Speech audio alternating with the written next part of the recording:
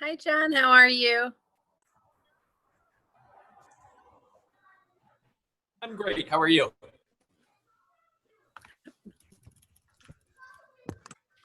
Oh, I had my sound off apparently. Yes, when I went to full screen, it put me back on mute and took the video away. Oh, how are you doing over there? We're doing well. Counting the days. Oh, good. Oh, good. Have you found a place yet over this way?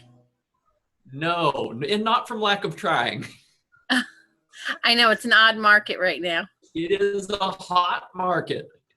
Yeah. Well, Two you'll find offers, something. both rejected. Well, I'm just hoping none of my children find me during this. Hi, Sarah. Hi, Megan. Hey. Hey guys. Hey John. John, good to see you.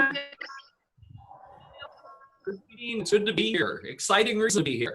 Absolutely. Very exciting. Yeah, I'm happy about this. Her resume certainly looks impressive. Sarah Fox, where are you? It's a different background. Is that a virtual background? No, I would paint the molding in the virtual background. It's Grace's bedroom.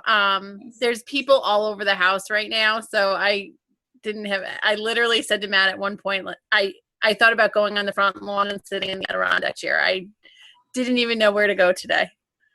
I did a meeting out in my yard today. I really thought about it. Other than my street's so busy with walkers and runners, I thought it would get distracting with the noise.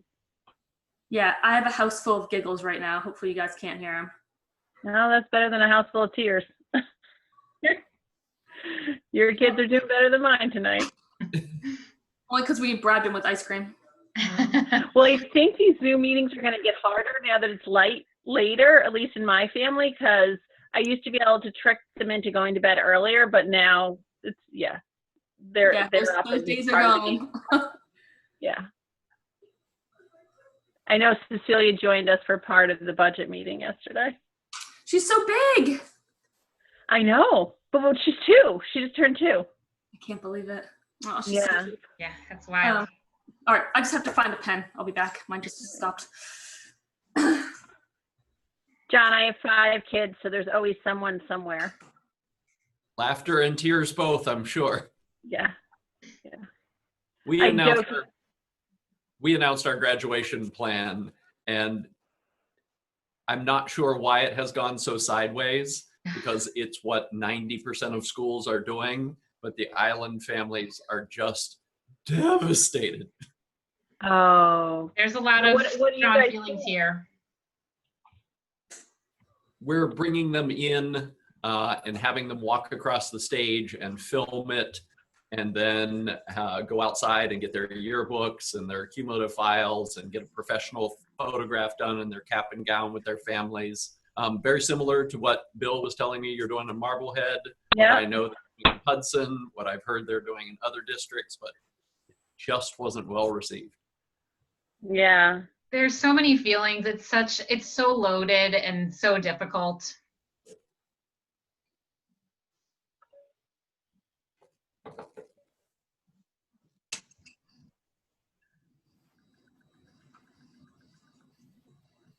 Sarah, you froze. I didn't hear most of that. Oh, sorry. I just said there's so many feelings around it, and it's just all so loaded that it's just really tough. Right.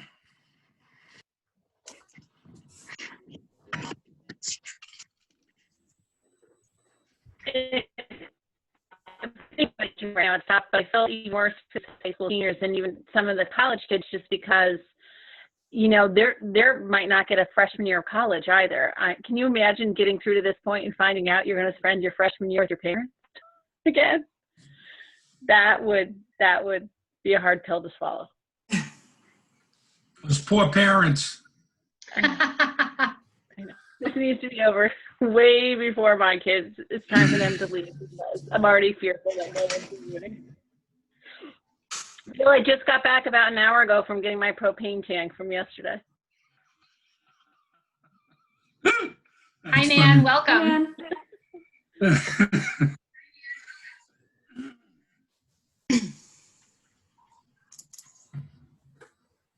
Nan. Hi, Nan. Very nice to meet you.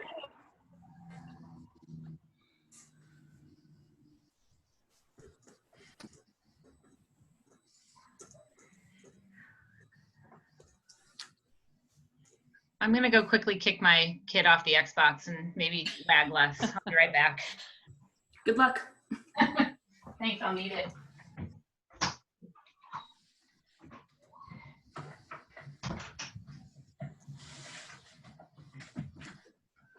So, Nan, this is an entirely new way to interview.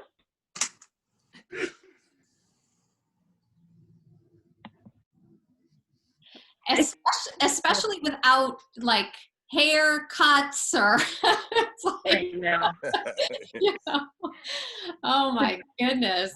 The good news is we're all in the same boat. Yeah, that's right. That's Yeah. right. I'm almost looking like my high school graduation photo in another couple weeks. 35 years that, ago. David. So Oh, Need a copy of that photo. that's what everybody says. I need to find one of those. Before and after. I actually started giving my son and husband haircuts. It's all good if they don't turn around and you don't see the back.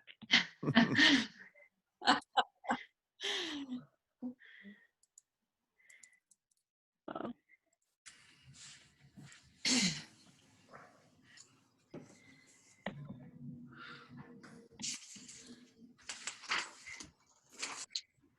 Yeah, I mean, we've come full circle, Nan. I remember applying for a job 20 years ago by mail with an envelope and a stamp.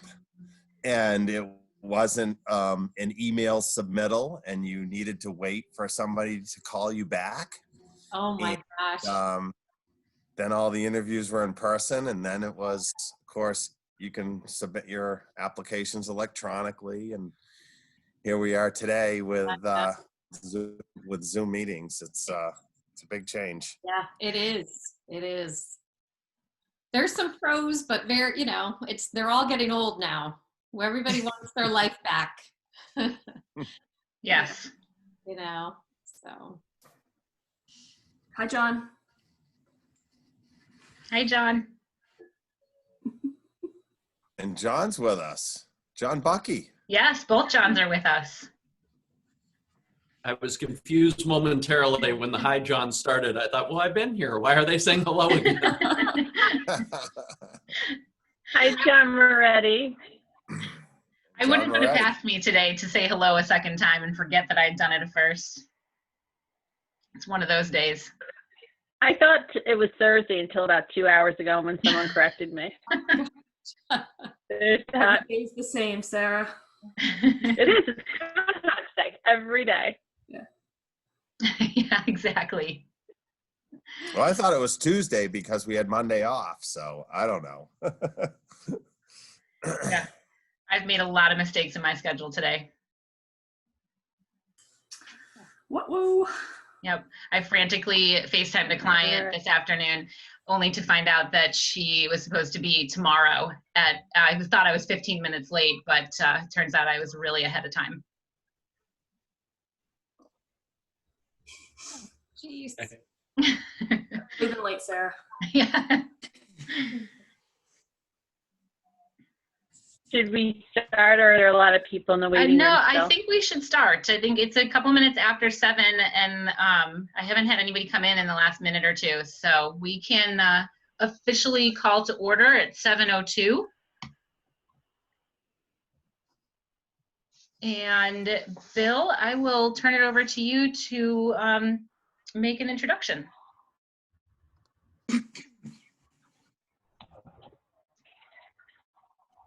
Thank you, Sarah. Good evening, everyone. Well, this certainly is a special meeting, and I'm very pleased that we're able to be here tonight for the school committee to meet Nan Murphy. A number of you have already engaged in conversation, so I say let's just get to, item number 3 on the agenda. I just want to quickly review with you the process for this search. First outlined to the committee a few months ago prior to school closure. A search advisory committee was established, and I really want to recognize the members of the search advisory committee. The members included from the school committee, Jen Schaffner, Megan Taylor, members of the administrative team, Michelle Cresta, Matt Fox, and Brian Ota. Staff members, Robin Fines, Eric Fargo, and Jonathan Heller. And two parents, Melissa Kaplowitz and Paul Baker, and our incoming superintendent, John Bucky. The members of that committee spent many hours reviewing and over 40 application packets. Met a couple of times to talk about the candidates and who met our qualifications for interviews. A number of candidates were interviewed over a course of approximately a week's time. The Search Advisory Committee, per their charge, then recommended a slate of candidates to move further on in the process, and that's where Dr. Bucky and I became involved in getting down, so to speak, to the nitty-gritty. We work closely together in completing the vetting process of those individuals that were identified for further consideration. This vetting process consisted of a deep dive into their credentials and experience. It includes speaking with a wide range of references, individually re-interviewing two of that group that eventually became finalists, and finally having the opportunity to observe the finalists interact with our staff, and then had an opportunity to review the feedback from our staff. So we have with us tonight the, to coin a television show, The Lone Survivor. And we're very pleased, I'm very pleased to introduce to you Nan Murphy. Tonight is going to turn out to be perhaps a little more informal than previously thought, and I think that's a very, very good thing. So we would, our plan tonight, or my plan tonight, is to have Nan start by introducing herself. She's going to tell you a little bit about herself, her experience, her background, and why she would like to come to Marblehead. It will then, I'll then turn it back to you, Sarah, for some interaction, perhaps some questions that you have of Nan. And then our plan hopefully is that we will wrap the meeting up with a formal recommendation for appointment. So Nan, again, welcome. You've done a great job through our process. Both John and I are very pleased that you're here at this point, and I'll let you start it off. All right. Well, thank you so much. I am thrilled to be here and meeting everybody. I have thoroughly enjoyed the process. It's been, I feel like I've been completely vetted by your team. So although it's hard on a candidate, I value and understand the process and appreciate how deep all of the thinking and questioning went, because you certainly want to try to get the best fit for your community. So I'm thrilled to be here. I am a lifelong educator. I spent 16 years in the classroom. I loved teaching. I taught elementary school, first, third, and fourth grade. I never really intended to become a school leader. It wasn't until around my 10th year of teaching that I really started to understand the impact that district leaders, curriculum leaders, school leaders had on my teaching and the overall feel of a school community. So I was inspired to try to create that. Went on, was very lucky to land in Lowell, Massachusetts. I was an assistant principal and of an elementary school, and then I assumed the principalship after a year and a half. At that time, the state came back with some accountability data. It was in a new format, and much to our surprise, the school that I was newly assuming responsibility for was in fact the lowest performing elementary school out of all 14 elementary schools in Lowell. So we had our work cut out for us. We were designated a high needs level 3. And at that time, the state was assuming responsibility for level 4 schools. So we were very close to that point.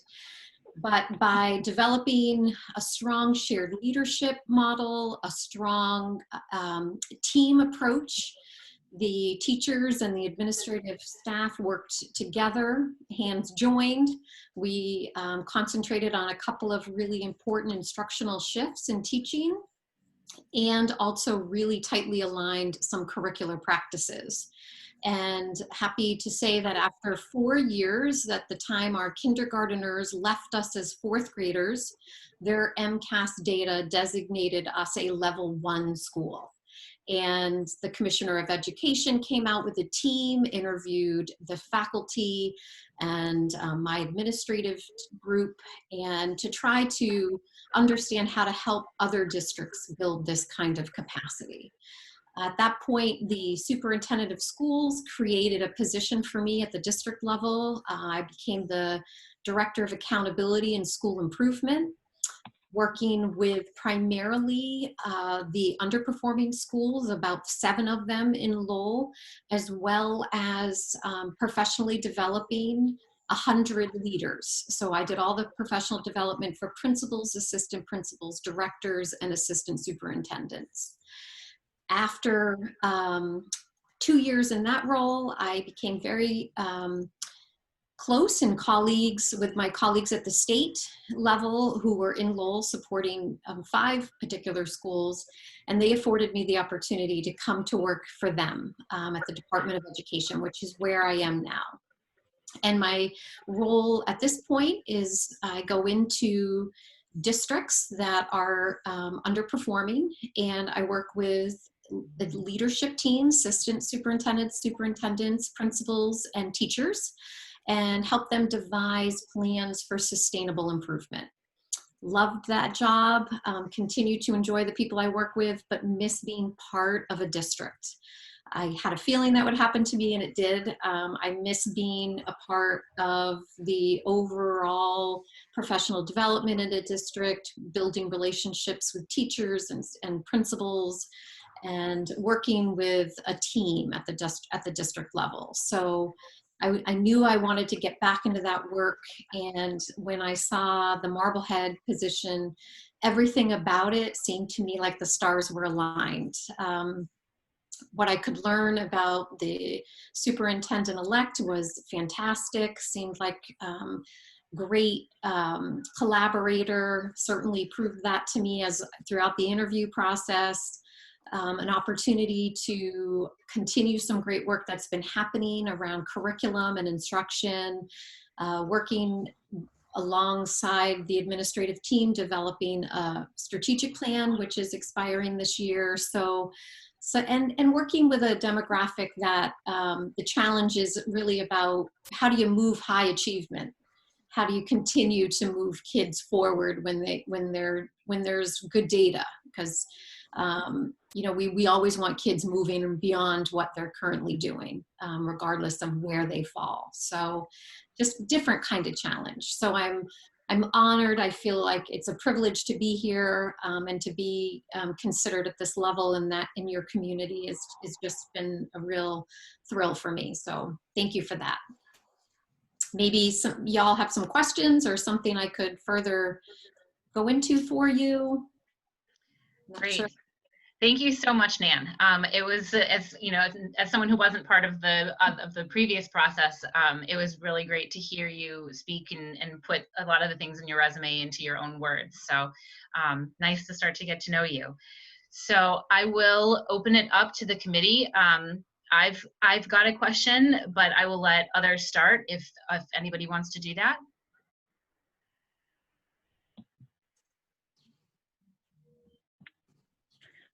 Well, I'll start if no one else is. I mean, I had the privilege, obviously, of being part of the initial interview team. So, you know, I've already spoken to Nan a few times, but Nan, I thought I'd ask you the same question I asked you in the interview. I think it's one that would be useful to the committee. I am going to switch it up a little bit, though. So when I ask it, if you could apply what you've learned about our district through this interview process, that would be great. Okay. Sure. So the question is, if you could please explain your philosophy of education and how you will apply that to your day-to-day work here in Marblehead. Okay, great. So I believe I answered it. I'll answer it similarly than that I did in the interview. I really, truly, at the heart and soul of my philosophy around education, in particular teaching and learning, is that all students can. And with the correct amount of time and support, students can meet and exceed expectations. So students come with all different kinds of backgrounds and experiences. They have some are literate and ready to go in kindergarten. Other need more foundational skills to get off to a strong start. My belief is that if we as adults can do a good, thorough job of determining what our students in front of us need, and then adjust and shift the curriculum and scaffold for students, that they will get there. So it doesn't matter if you're talking about a kindergarten student or a junior in high school. It's all about understanding their instructional level, trying to find materials that will engage them. So not necessarily the traditional materials, as we look into the vast supports and variety of teaching tools that we have.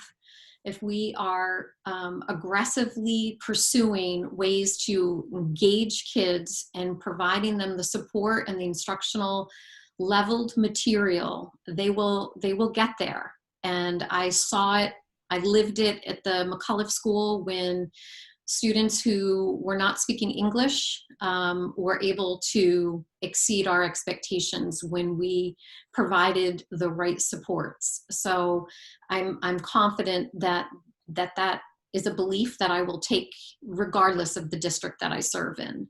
That I really want for each child to meet their own individual level of success. Thank you. Great, thank you, Nan. Anybody else want to ask a question? Otherwise, I can ask mine. I'm happy to go next. Okay, go ahead, Sarah. Nan, my question was, how do you see the role, if you see it any differently now, but how do you see the role of assistant superintendent different now, given the situation we're in and what we'll be bringing kids back to school with? And would you say your priorities in this new role would be different?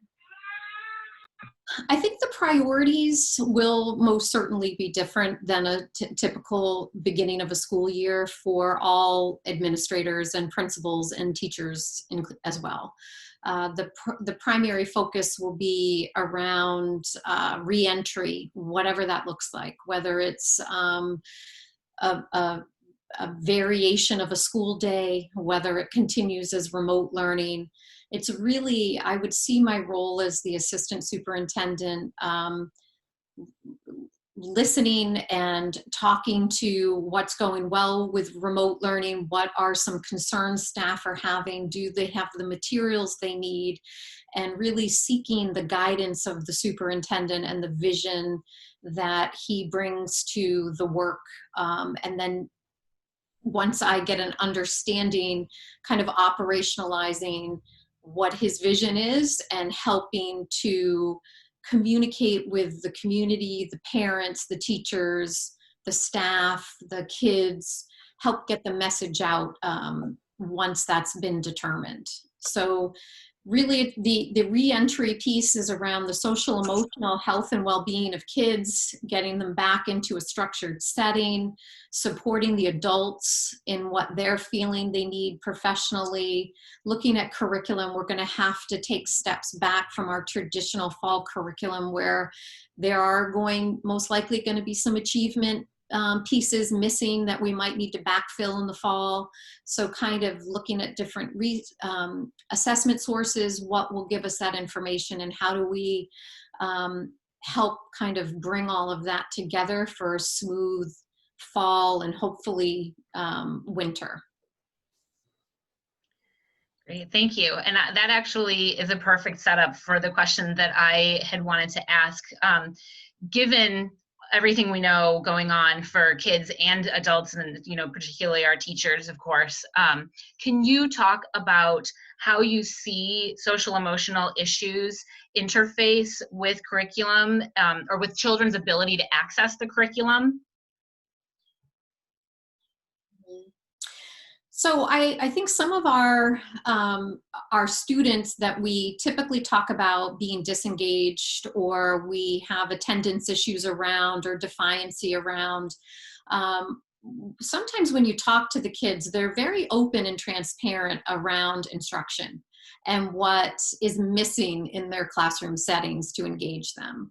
So I think there's also vocal data that is currently available to Marblehead administrative leaders. That is data taken from the 8th grade, the 5th grade, and I believe the 10th grade students after their science MCAS are asked about how do they feel about school, and how do they feel about the curriculum, and are they challenged, and do they feel like their teachers care about them? Are they feel like they have good friends? Do they feel vulnerable to bullying? So I think looking at that vocal data and trying to determine how students feel and what's their perception around teaching and school safety and resources to support them. They ask about, do you know where you need to go if you need help with an emotional issue? So looking at that data can be very helpful too on an overarching level, but also I think advisories are a great opportunity for teachers to make connections in the middle school and high school and have those kind of conversations with kids about their needs and what's working in the classroom setting and what can we do better as teachers. Great, thank you. I especially appreciate sort of how it comes through that you have your start in the lower grades, and I think that to me is unique and a real asset, because it really puts you at that starting level and understanding the little kids, and then being able to broaden that as they are actually then able to discuss things and talk about how they're feeling and what they think about school and how they're able to function within a school day. So that's great, thanks. Anybody else? I had a question, Sarah, but I actually was going to go last just because I've had a chance to talk to Nan a couple of times. I don't know if David has a question. David, you're still muted. Sorry about that. Nan, welcome to Marblehead. This is really exciting. And as you probably know, we've gone through a transition period of bringing in interim superintendent Bill McAuliffe and John Moretti. And you used the words, the stars were aligned when you saw this position. And I think if you could talk just a little bit more about that. I mean, we brought Michelle Cresta in as our business manager. And now we have Dr. Bucky as our superintendent. And the missing link is to have an assistant superintendent. So it's a little bit different. I mean, you're coming into what I think is a high performing district, and we've carried that forward. You have a awesome supporting staff at the high school level, and all of the principals and the administrative staff, but the administrative level is going to essentially be all new. So just talk about that a little bit and what you might bring to the team. Mm-hmm. So to be able to bring to the school leaders, I think my 2 years in providing professional development in Lowell has certainly been an asset. So I think I understand, and also my 11 years as a school leader myself, I understand the demands around teacher evaluation. And really trying to get teacher feedback right, and to try to do it in a way that you're growing your professional community and not harming it through comments that you make and through the culture that you build in a school. So I think I have some of those experiences, both personally and as a professional development provider. I also know instruction. I know that's what I do right now. I'm in Chelsea High School. I'm in other high schools, and we do instructional rounds. And we'll go in, we'll look at instruction. I'll look at instruction with a principal or a small team of chairs. And we'll step out into the hall and we'll debrief the instruction, and we talk about, what was missing, what were some great things to make sure you come full circle back with the teacher. So I think I have a really strong lens for instruction, and I also believe that good instruction looks the same in the elementary school that it does in the high school, that you are engaging kids, that kids are with, there's a balance between paper and pencil and exploratory curriculum. So I have some of that kind of background to support principals with. I also have from Lowell a vast experience with crisis and what, when a school leader is struggling with, what to do next with a particular student.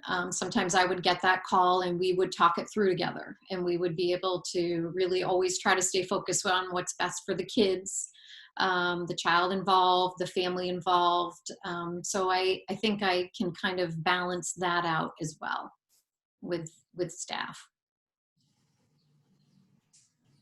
Great, thanks. Well, I think, you're coming in, Brad, who was the previous assistant superintendent, he used to really like to do lunch duty, for instance, at the village school.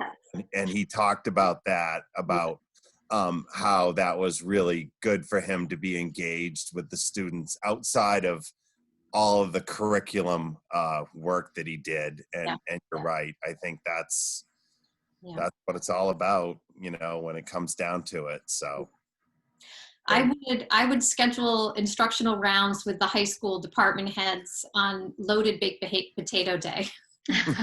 So we would do it, and then we'd go down into the cafeteria and talk with kids, and so that's a big part of my love of being back in a district, is that I can make some of those connections and come back to certain classrooms and follow up with teachers on a more consistent basis. Yeah, it's great. Thanks. Yeah. Thanks, Nan. Jen, did you want to ask your question? Yeah, thanks, Sarah. Appreciate it. Nan, welcome back. I'm going to switch gears just a little bit. And you talked about in your initial interview what you also have on your resume, which is culturally proficient leading and teaching. Mm-hmm. And you've given some great examples, I guess. I was going to say anecdotes, but examples of how you've done that. I wonder if you could share that tonight with the rest of the committee. So the overall culture across education right now, particularly in Massachusetts, is around the focus of really making sure that our staff and all staff in education, not just teachers, but anybody who really has direct interaction with parents and families and students, have some sort of an understanding of culturally proficient language and approaches. So there's a lot of the schools that I'm working with is using the text by Zaretta Hammond, Cultural Proficiency in the Brain. And it talks about how our own personal experiences inform a lot of our decisions. So really trying to be aware of your implicit and explicit biases. And it just doesn't mean race. It can mean around the way you talk about the special education programs. It can be around how you talk about students that are second language learners. It can be, it's the way you talk about students who have behavioral needs and need something different and different types of interventions. So it's a broad awareness of how our own personal experiences inform some of our decisions, and how sometimes we need to shake that up because they don't always guide us in the right direction. And the more aware we are of our biases, the better informed our decisions can be for kids. So that's been a great experience. Teachers have really responded well. There's also a big part of that learning is around building relationships with students and getting to know them beyond, the middle school teachers get them for such a minimal amount of time. There's so much curriculum to get through. So how do we build time for that community piece and for getting to know each other and understanding and building a relationship, so when kids are struggling, they have an opportunity to share that with a trusted adult. So there's a lot to that. I'm kind of summarizing and breezing over it. I'm sure people would be saying I'm missing a lot of important components, which are missing, but that's the overall approach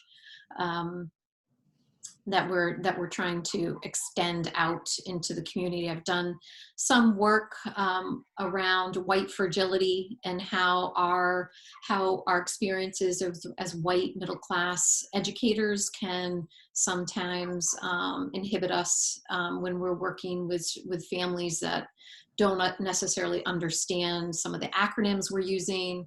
We're speaking too fast for families that speak second languages. So just trying to be more aware of our overall approach in different settings and with all the different community members that make up our school families. Great. Thank you. Thanks, Nan. Thanks, Nan. Committee, any other questions? I'm good for now. All right, great. Thank you so much, Nan. Fantastic. Just, it's really great to hear you speak on those levels. Great. Bill, did you have anything else to say? Yes, so yes, Nan, thank you very much for being here tonight. And Sarah and the committee, we're moving on, I hope, to agenda item 3, a vote on the appointment. Would you like Nan to stick around, or shall we have? I don't have a problem with that at all. I don't have I a think problem that's with that great. either. Yep. Great. Yeah, absolutely. Right. Nan, are you sure you want to hang on? Does Nan want to stick around for that? Absolutely. Bill, do you Yes, I did. read the Yep. suggestion, or do we just make the motion? So I'd like to say a few more words before you have a motion, Sarah, if that's Yep. okay? Please. You know me, I like to jump right in. It's all right, Sarah. We'll get to you. So the first thing is, I did want to say that, you haven't heard me brag about this at all during the year, but it finally came out, yes, there is a school named after me in Lowell.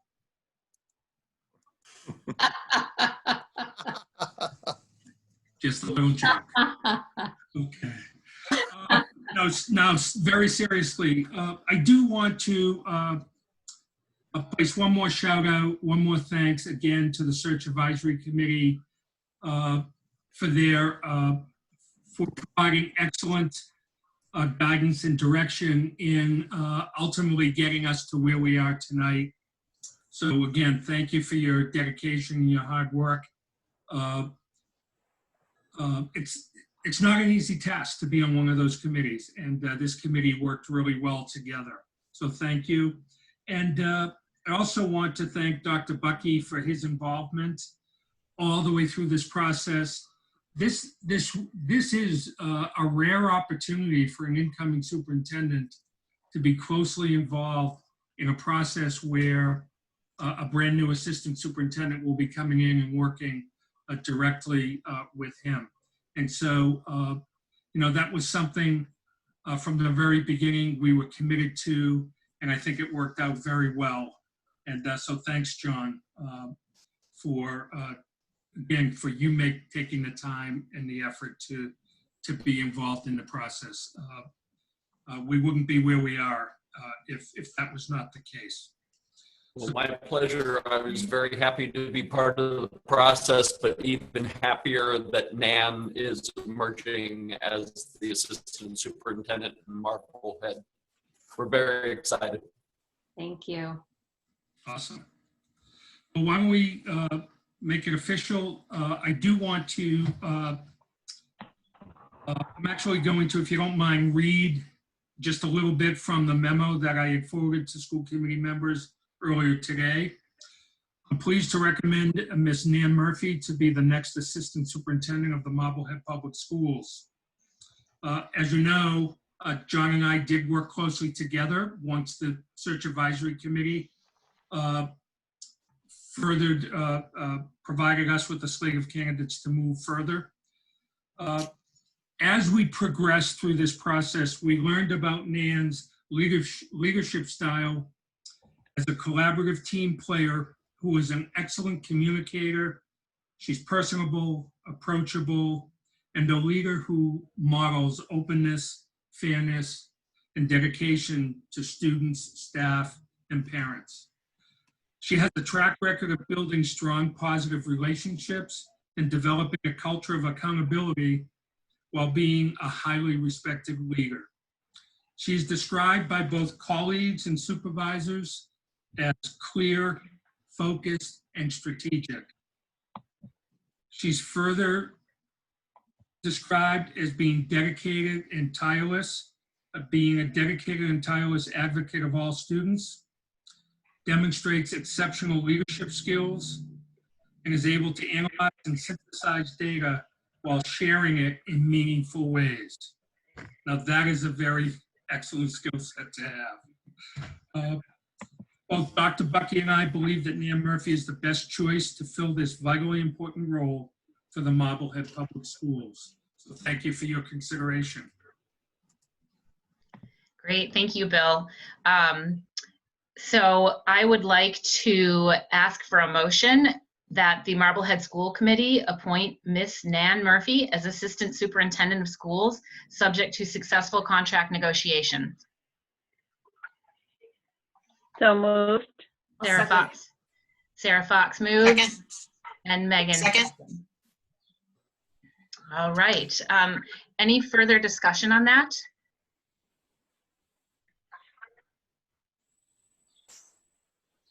You're breaking up a little bit, Sarah, but I'd like to echo the comments of the superintendent and say thanks to the people that worked on the committee, and also to John Bucky and Bill for working together collaboratively. It is a unique situation to have this opportunity, and I'm real excited that everybody's been involved and everybody's been engaged, and it's going to be a great year next year. So I'm excited to move forward with the vote.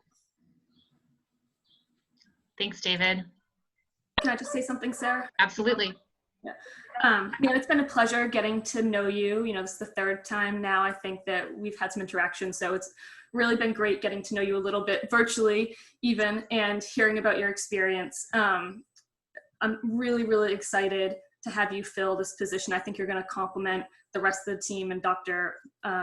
Bucky specifically with your experience. So I'm excited. Thank you for being here. Thank you for sharing, you know, your background and your resume with us. And let's make it happen. Yay. Great. Let's move the vote.